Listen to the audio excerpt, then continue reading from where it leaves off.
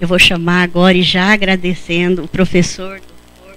Alcion Espanhol, não estou falando certo, né? Júnior. Ele é doutor em saúde mental pela Faculdade de Medicina da USP, trabalha na saúde mental do HC Ribeirão Preto e tem consultório particular. E trabalha a favor da vida. Isso que é importante. Muito obrigada, professor Alcion. Bom dia.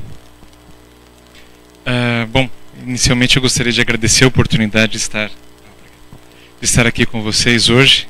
Gostaria de agradecer o convite e essa oportunidade de falar sobre um tema tão desafiador, tão difícil e tão algo que faz parte do nosso dia a dia, algo que a gente na prática diária se defronta como um desafio diário.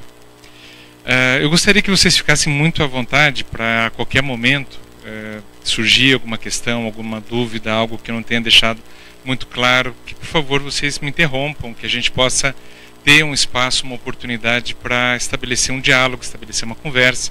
Também ao final, assim, caso haja algum interesse, a gente pode conversar ou tentar esclarecer algum aspecto um pouco melhor. Tá bem? Bom.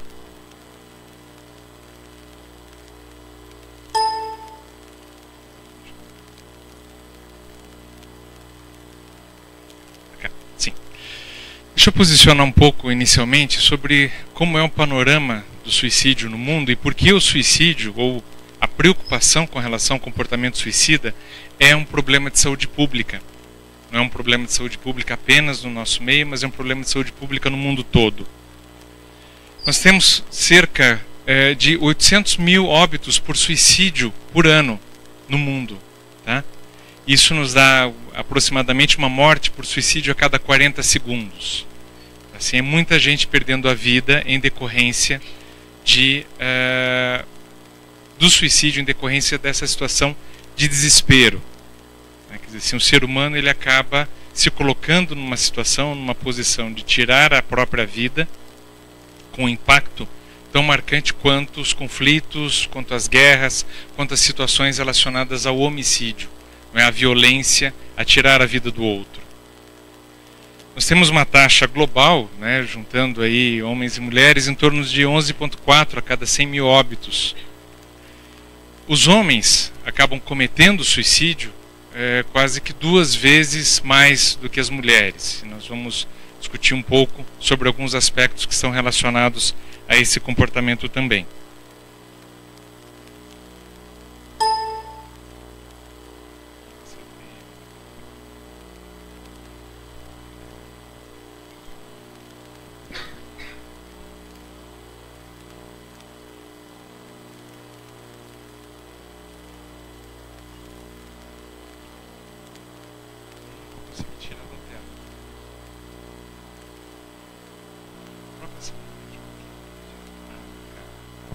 Estava exatamente no botão errado.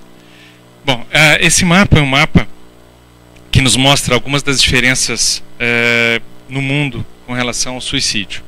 As áreas mais escuras são as áreas onde você tem as maiores taxas de suicídio.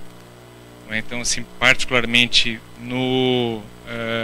na Ásia e no leste da Europa, a gente tem taxas bastante elevadas de suicídio e também no sudeste asiático.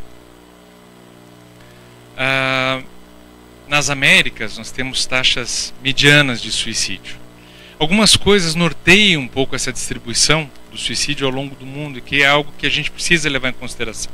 São aspectos culturais, sociais e religiosos, que envolvem tanto a situação da prática do suicídio em si, quanto a situação da base de dados, do levantamento epidemiológico que se tem sobre o suicídio.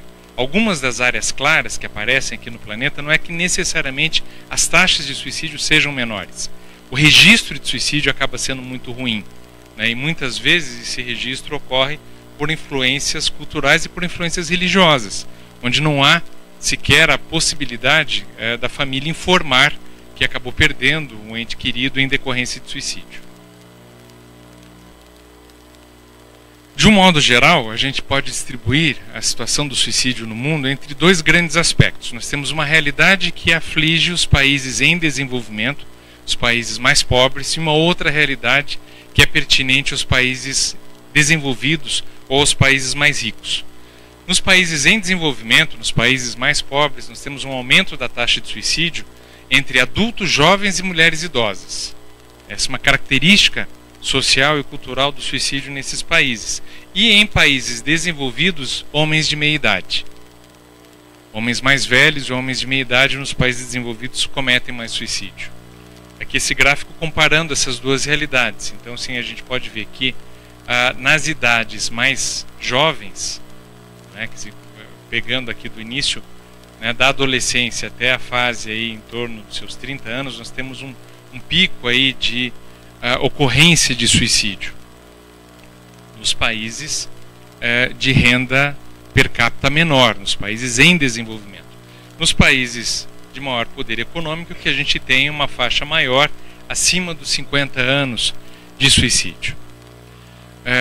Para quem estuda suicídio, para quem tem a literatura, tem acesso à literatura sobre suicídio, a maior parte das informações que a gente tem chega até nós de países desenvolvidos, o que nos dá uma falsa impressão ou pouco conhecimento sobre o que de fato acontece em termos da maior parte da ocorrência dos suicídios no planeta. Tá? Então nós ainda temos uma carência grande em termos de uma melhor compreensão sobre o comportamento suicida, principalmente nos países de menor acesso econômico.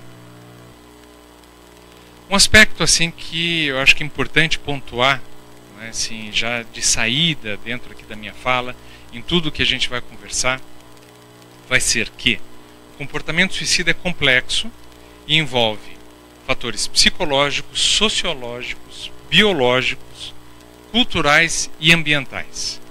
Por que é importante a gente dizer isso? Porque quando a gente fala de suicídio, que é um tema incômodo, um tema extremamente desconfortável, a gente pensar no comportamento suicida é algo que nos traz desconforto, não é algo que a gente fala disso assim com alegria ou com tranquilidade. Rapidamente a gente é tentado a encontrar ou buscar respostas fáceis ou respostas rápidas para um problema que é extremamente complexo. Então, a todo momento, eu acho que é importante a gente refletir de que nenhum comportamento suicida ele pode ser compreendido a partir de um modelo unicausal, a partir de um modelo de uma compreensão simples, a partir de um modelo de uma compreensão de um único evento ou de uma única situação. Mas é importante que a gente compreenda esse comportamento a partir dessa esfera que envolve todos esses aspectos psicológicos, sociológicos, ambientais, comportamentais, da estruturação social e tudo mais. Esse panorama é um panorama americano de um país desenvolvido, mas é um país que tem uma preocupação grande com relação assim aos seus dados epidemiológicos e que chama muito a atenção. Aqui é um quadro das maiores ocorrências de morte, causas de morte, né? Desde menos de 1 ano até mais de 65 anos. E o que chama muito a atenção é essa área verde. As mortes por suicídio estão marcadas aqui nos quadrados verdes. É essa área aqui, a segunda causa de morte nos Estados Unidos, se dá dentro da faixa que vai dos 10 aos 34 anos por suicídio. São jovens, a partir dos 10 anos. Né? Começa aqui nos 10 anos e vai até aqui aos 34 anos. Quer dizer, dentro dessa faixa etária, que só perde para as questões relacionadas a acidente involuntário. Né? Quer dizer assim, uma faixa etária jovem, uma faixa etária saudável, uma faixa etária que não tem por que morrer, digamos assim, por causas naturais habitualmente. Então morre ou por acidente ou porque se mata. Tá? E como o suicídio é, hipoteticamente, uma causa de morte evitável, desde que você consiga compreender, identificar e agir a tempo, não é? Isso aqui é alarmante do ponto de vista de saúde pública. Você vê uma faixa etária tão jovem, né, em um país desenvolvido, em um país que tem acesso a recursos, e essas pessoas perdendo a vida por suicídio. Aqui no nosso meio, Tá? Então vamos trabalhar um pouquinho com dados do Brasil também. Então dentro dessa série histórica, que vai de 2002 a 2012, a gente tem um aumento aí das taxas de suicídio, principalmente na população não jovem, mas você também tem um incremento das taxas de suicídio na população jovem. Comparativamente, a gente vê que claramente a população jovem acaba tendo também aqui no nosso meio taxas, níveis de suicídio maiores do que a população não jovem, tá? O que também nos traz uma preocupação grande com relação a isso no nosso meio. No estado de São Paulo, quais são os dados que a gente tem? Dados gerais, também de aumento das taxas de suicídio dentro dessa série histórica que vai de 2001 a 2014.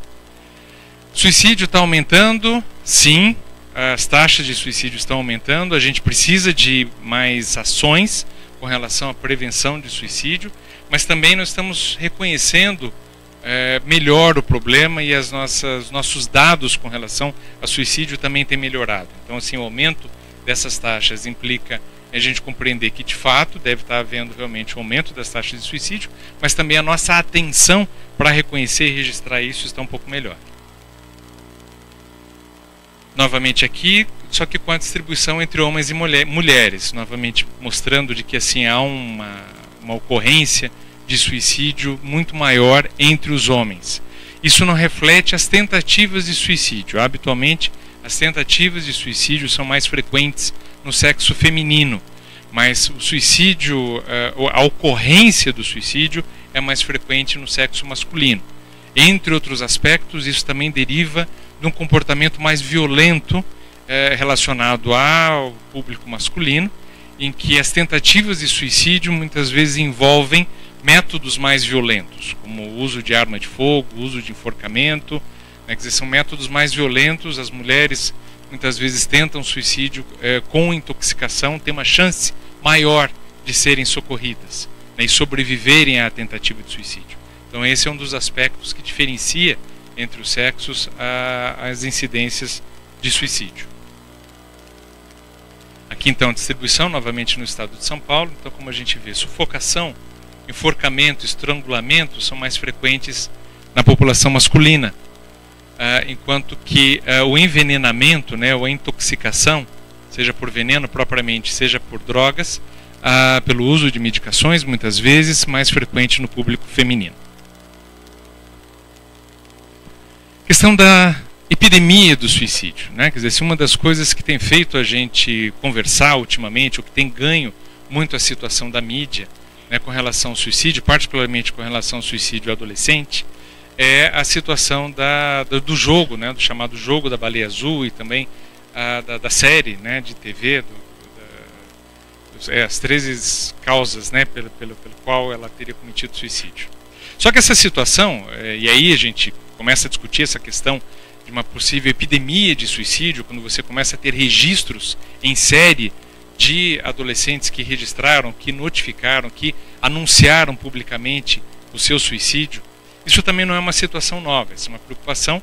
E aí eu trouxe a capa do livro do Goethe, né, os transtornos ou sofrimento do jovem Werder, porque isso no final do século XIX é um dos primeiros registros de epidemia de suicídio, em que os adolescentes, de certa forma influenciados por todo o sofrimento e muito identificados por uma série de sofrimentos que são relatados no livro, acabavam também cometendo suicídio ou tendo esse tipo de prática relacionado aí à sua percepção de sofrimento na sua condição de vida. Mas esse é um aspecto, a questão da epidemia do suicídio, do risco epidêmico do suicídio, que é importante a gente conversar, de que sim, existe um certo aspecto de influência do grupo ou da influência com relação a um suicídio ou a notícia de um suicídio cometido. Então, assim, o que se acredita é que pessoas na população que tenham presente uma ideia latente de suicídio, ou que venham pensando ou considerando a possibilidade do suicídio, ao terem notícia de alguém que de fato conseguiu cometer o suicídio, de que isso de alguma forma serviria como algo encorajador, como um motivador para também a pessoa ir em busca da tentativa de suicídio, na ausência ou na falta de algum outro recurso que lhe esteja disponível, que lhe apresente uma alternativa mais satisfatória para a situação de crise ou para a situação de sofrimento em que ela se apresenta. Tá? Então isso faz com que existam algumas recomendações gerais, principalmente aos meios de comunicação, para que você não tenha assim, um grande alarde, um grande destaque para o comportamento suicida quando ocorre um suicídio efetivo. Né, que isso não ganhe as primeiras páginas dos jornais, que isso não ganhe destaque assim, nos telejornais, para que isso também não tenha essa intenção de influenciar.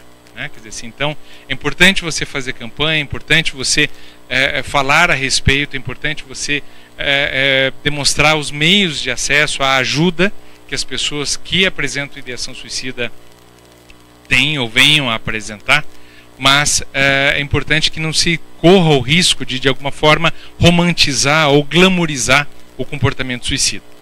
E esse é um dos riscos que se tem envolvendo essa questão desse comportamento epidêmico, envolvendo essa questão de uma certa tendência a um comportamento imitativo, né, assim, que também as pessoas com comportamento suicida podem apresentar.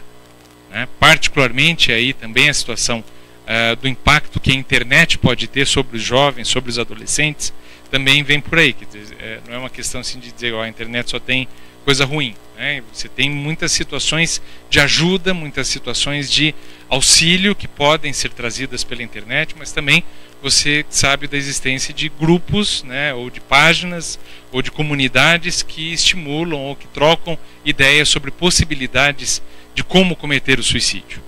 Então, assim, isso impacta sobre a possibilidade de você ter, de alguma maneira, assim, um controle um pouco melhor sobre as informações e sobre o acesso que os adolescentes podem ter com relação às informações que vêm da internet. Alguns aspectos também importantes que talvez a gente precise conversar sobre o que é fato e o que é ficção com relação ao suicídio. Quando a gente começa a conversar sobre esse tema, frequentemente as pessoas têm determinadas ideias, né, e tem, dentro daquilo que eu falei no início, como é um tema que traz assim, um desconforto muito grande, frequentemente a gente é muito tentado a tentar encontrar respostas muito fáceis ou muito rápidas, ou tentar compreender de uma forma muito superficial um comportamento que é bastante complexo. Então, um pouco melhor, né? Quer dizer assim, uma ficção que se tem de que quem fala sobre suicídio não comete suicídio. Popularmente, a história do cão que ladra não morde, né? Quer dizer assim, quem quer se matar, vai lá e se mata, não fica falando, não fica avisando, não fica dando notícias sobre isso. Na prática, o que a gente observa é que a maior parte das pessoas que comete suicídio dá algum aviso. E muitas vezes dá algum aviso inequívoco. A pessoa fala claramente: estou pensando em me matar.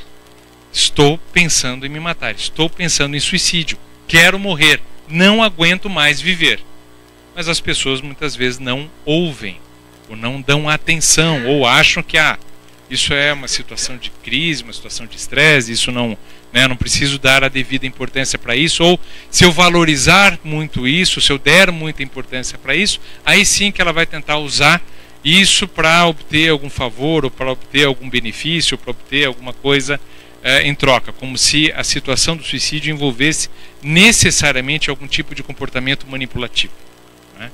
Isso é importante a gente ter a clareza de que o enunciado, não é, assim, da ideia de suicídio é um pedido de ajuda. A gente deve sempre compreender esse tipo de situação como um pedido de ajuda. É alguém que está em alguma situação de desespero e que precisa de outras alternativas, precisa de ajuda para encontrar outras alternativas para superar a sua situação. Suicidas têm intenção absoluta de morrer. Quer dizer, quem pensa em suicídio só pensa em morrer como única solução possível para a sua vida. A maior parte das pessoas que comete suicídio é, na realidade, ambivalente. Ela quer morrer, sim, mas ela também quer encontrar uma outra saída para o seu sofrimento. Ela encontra o suicídio, ela busca o suicídio porque ela não conseguiu encontrar nenhuma outra alternativa. Nada que pudesse realmente ajudá-la a superar aquela situação difícil, aquela situação crítica, onde ela não encontra nenhuma outra saída.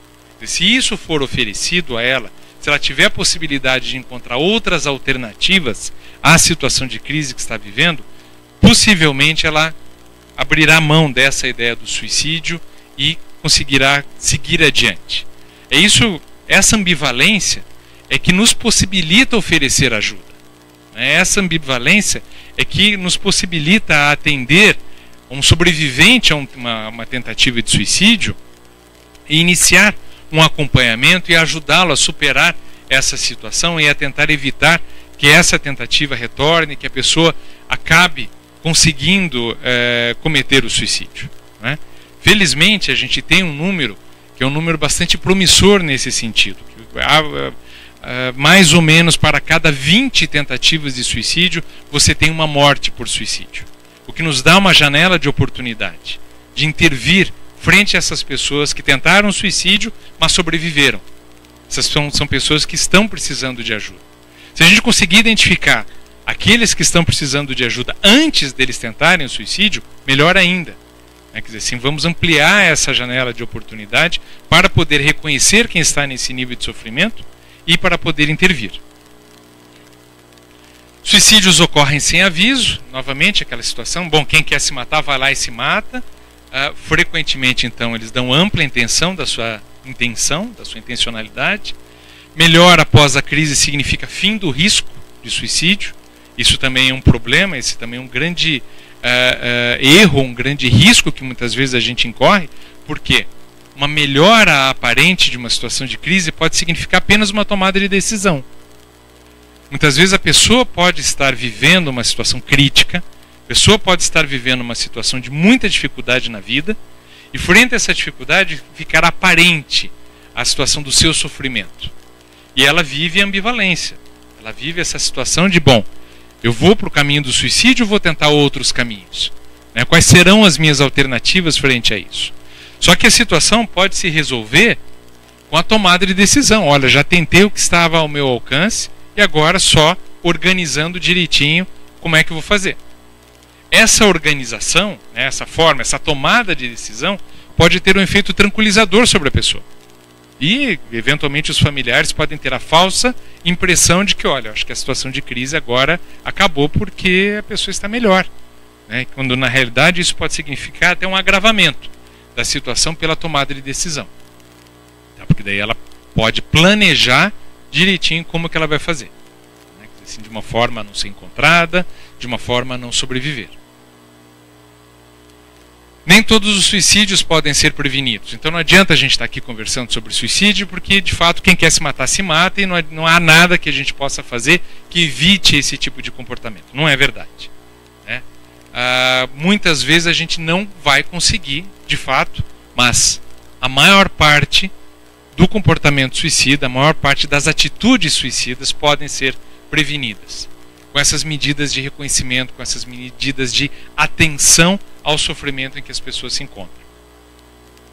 Uma vez suicida, sempre suicida. Então, uma pessoa que apresentou um comportamento suicida na vida significa que, ao longo da vida toda, ela vai apresentar o mesmo tipo de comportamento, alguém que sempre vai estar sob elevado risco de suicídio. A recorrência é muito frequente. Um dos maiores fatores de risco para suicídio é uma pessoa já ter apresentado um comportamento suicida uma vez na vida. Então essa recorrência, de fato, ela existe. Então uma pessoa que já teve esse comportamento é alguém que requer uma atenção e, de alguma forma, algum tipo de monitoramento. Mas ela não é necessária. Muitas pessoas superam isso, conseguem seguir a vida e modificar a vida e encontrar outras formas de sentido à sua vida.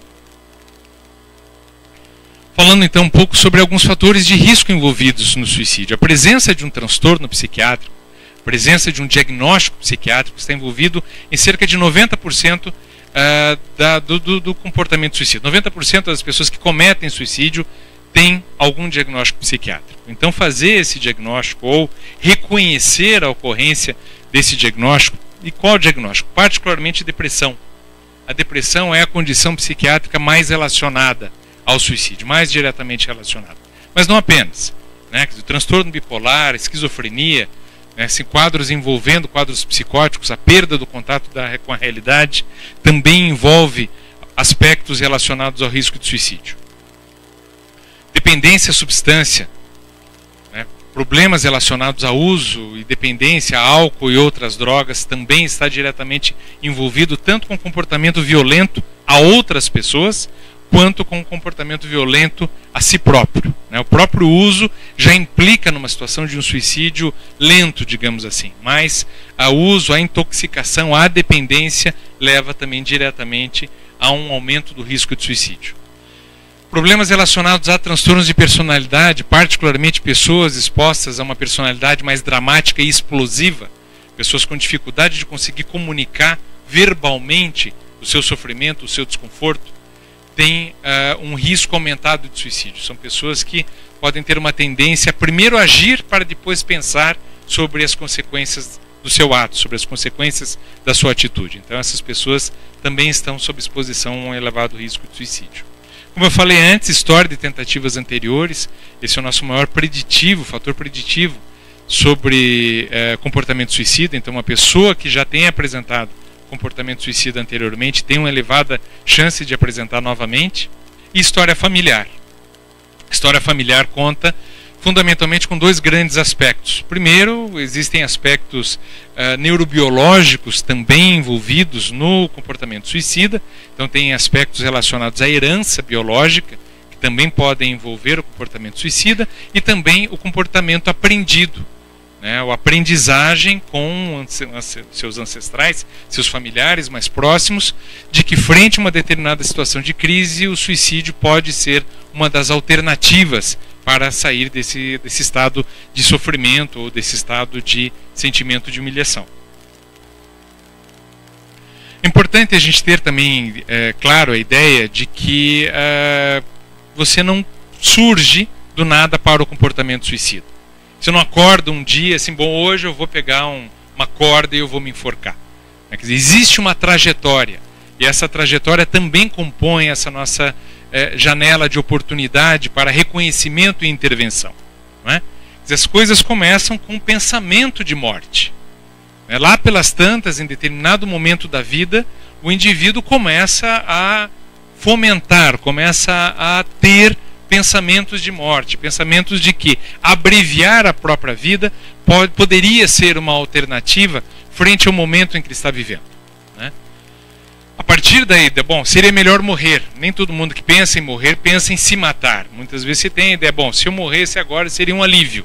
Né? Mas por questões morais, por questões sociais, por questões religiosas, eu não consigo pensar ou não quero pensar em tirar a minha própria vida. Mas algumas pessoas progridem para a ideação suicida. Algumas pessoas avançam dentro desse pensamento relacionado à morte, considerando a possibilidade de tirar a própria vida, dele próprio tirar a própria vida. Mais adiante é a formulação do planejamento suicida. Quer dizer assim, você tem um agravamento nessa caminhada. Quer dizer assim, entre pensar que seria melhor morrer, pensar em tirar a própria vida e começar a fazer planos, quer dizer, de que maneiras eu poderia tirar a minha vida. E a busca dos meios. Quer dizer, muitas vezes a pessoa pensa, né, que seriam as possibilidades, mas ela pode ter os meios, restrição com relação aos meios suicidas, aos meios de possibilidade de suicídio. E aí você tem algumas aqui, nesse aspecto, algumas intervenções possíveis, né, como medidas de saúde pública, por exemplo.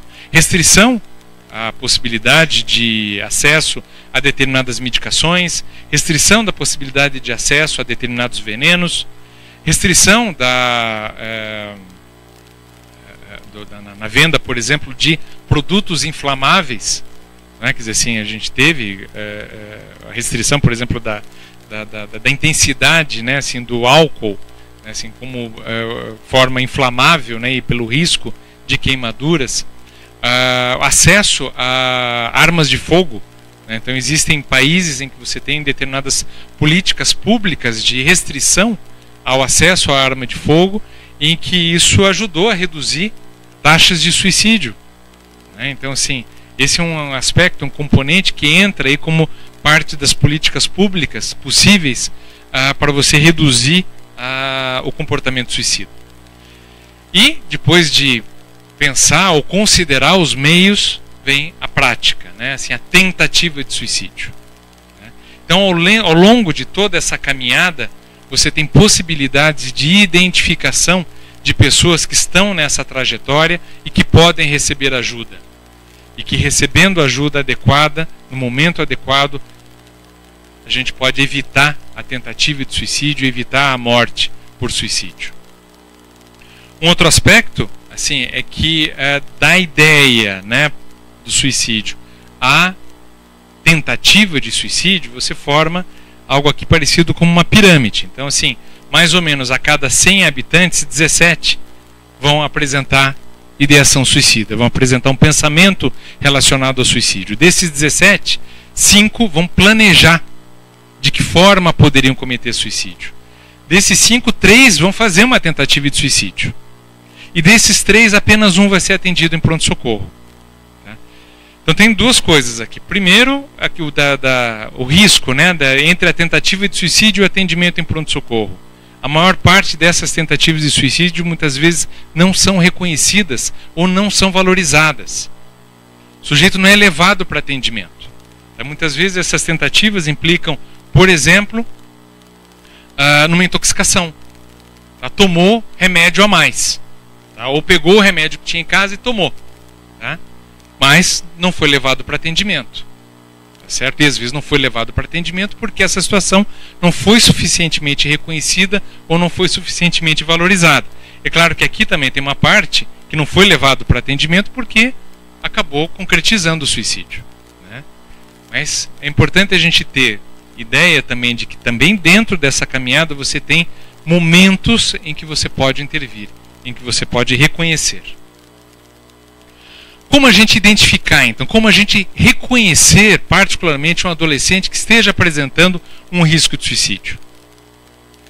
Primeiro, uma mudança súbita ou dramática do seu comportamento.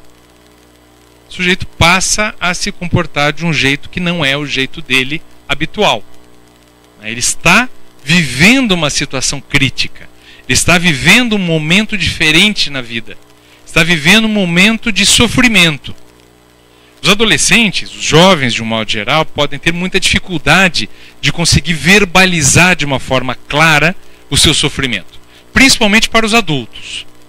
Então, muitas vezes é mais fácil os adultos reconhecerem as modificações no comportamento do que ouvirem diretamente a expressão verbal dos adolescentes ou dos jovens com relação ao seu sofrimento, com relação ao seu pensamento possivelmente suicida.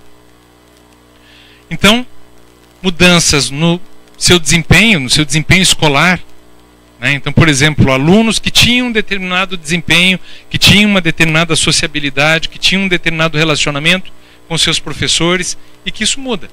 Ele começa a não ter o mesmo desempenho, começa a ter notas que não são as notas habituais, começa a ter problemas na resolução de tarefas, passa a não entregar as tarefas no dia, passa a não fazer as provas, ou passa a ter um desempenho aquém do que é o seu habitual nas provas. Passa a ter problemas de atenção. Então passa a ser reconhecido que o sujeito está num outro mundo. Né? Ele está com outros pensamentos, ele está com outras situações que estão tomando espaço dentro da sua vida emocional. Então, assim, a desatenção na aula, a desatenção às atividades, a desatenção às suas tarefas, né, dentro de alguém que era habitualmente, né, mais assíduo, né, a mudança desse padrão de comportamento é algo que também deve nos chamar a atenção. Né. Padrão de comportamento, né, quer dizer, assim, alguém que era dócil, amigável, sociável, tinha amigos, passa a ficar isolado, passa a ter um comportamento opositor, ter um comportamento rebelde, ter um comportamento de ficar mais calado, de ficar mais irritado. Quer dizer assim, essas modificações no comportamento habitual do adolescente, no comportamento habitual do jovem, devem nos chamar a atenção de que algo não está bem, de que essa é uma pessoa que precisa ser talvez avaliada, que precisa ter uma proximidade maior a ela, para ter uma melhor compreensão sobre o que está acontecendo, o que está trazendo, o que está levando a essa modificação no seu comportamento. Falta de interesse nas atividades habituais, mesmo situações que eram anteriormente prazerosas, que o jovem, que o adolescente gostava de fazer, aquilo que ele se empolgava, se envolvia, né, deixa de se envolver, deixa de ter interesse. essa perda de interesse deve fazer acender a luz amarela, né? Quer dizer assim, opa, preciso ter uma atenção maior aqui nesse jovem, porque tem alguma coisa que não vai bem. Declínio geral nas notas, né? Quer dizer assim, de repente, assim, o seu rendimento escolar começa a apresentar uma mudança, diminuição no seu esforço, diminuição no seu interesse em participar das atividades, em estar presente com a família, em estar presente, muitas vezes com os amigos.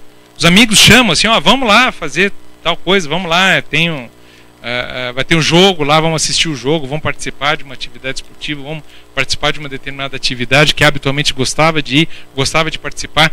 O adolescente começa a ficar mais recluso, começa a recusar determinados convites, mesmo do seu próprio grupo. Problemas de má conduta na sala de aula, né?